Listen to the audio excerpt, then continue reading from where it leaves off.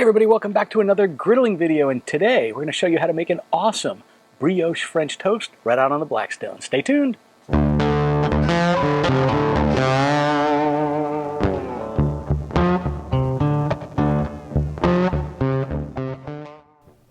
Well, this is always interesting. I just noticed that the microphone wasn't recording through the whole video. What are you going to do? Man, oh man.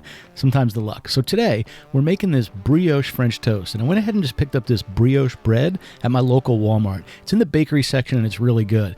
And then in this bowl, I just chose a bowl that was the right size that the bread would ultimately fit into. That's sort of how I chose the vessel. And in it, I have 4 eggs, a little bit of milk, probably more than you normally put, and a little bit of cinnamon. And I'm just going to take this and sort of mix it up a little bit. One thing you can add to this is just a couple of dashes of vanilla. I think that's a really good flavor as well.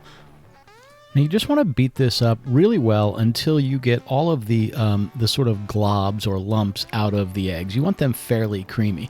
And now what we're going to do is we're going to pull out our brioche bread. Now the nice thing about brioche is it's a sweeter bread and it's really soft. So what happens is if you let it soak for a moment, it gets all of this egg mixture into it and really turns the inside into a nice soft custard-like consistency. It's really, really good. So I would advise brioche bread if you can find it.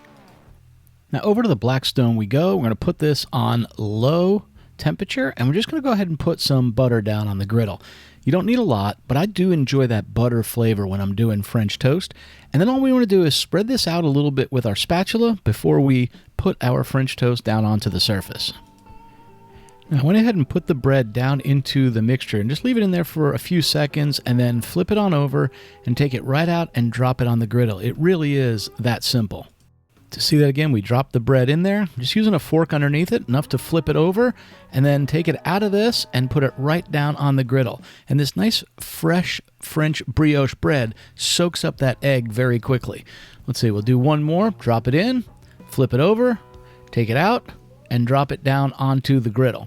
If you really like that custard flavor, you can leave it in the egg mixture just a little bit longer. So again, just nice and quickly, putting it in on one side, flip it over, take it out, and drop it down on the griddle. Like, it just doesn't get much easier than that.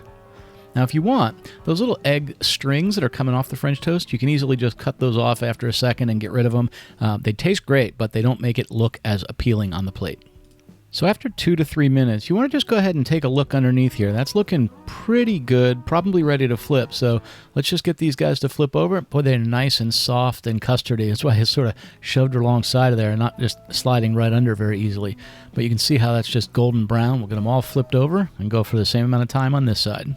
So after another 2 to 3 minutes or so, we went ahead and flipped these back over, and you can see they just look perfect. So let's go ahead and get these all stacked up, and you can see I'm picking some of those little egg strings off of there where they just, kind of came out to the sides of these. But man, look at these. They look absolutely phenomenal. And at this point, nothing more to do other than plate them up so we can go check them out. Yeah, we're going to plate these up, but let's go ahead and use up the rest of this nice egg mixture and just make the rest of the French toast so we can bring them on into the family. They'll be loving this. And again, just doing it the same way I did before. You can see as the egg's getting a little lower, I'm kind of wiggling them around in there to make sure I soak up all of that egg mixture out of the bottom of this little, I'll call it a bowl, Tupperware container. Well, I definitely owe the family their breakfast, but listen, we're doing a video, so we have to give this a little bit of a try. So I'm just pouring a little bit of maple syrup on here. We keep the maple syrup in the fridge like most people do, but if you're cooking outside, just set this out in the sun for a few minutes and it gets us perfect sort of runny consistency.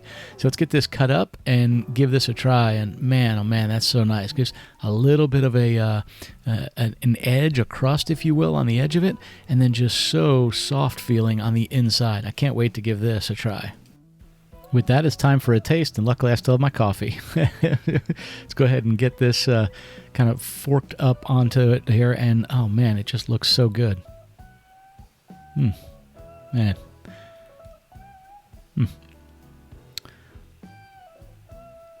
Alright, coffee's good with breakfast for sure, but this absolutely tastes phenomenal. Custardy and sort of creamy almost on the inside with a little bit of a defined layer on the outside. It actually tastes really, really good.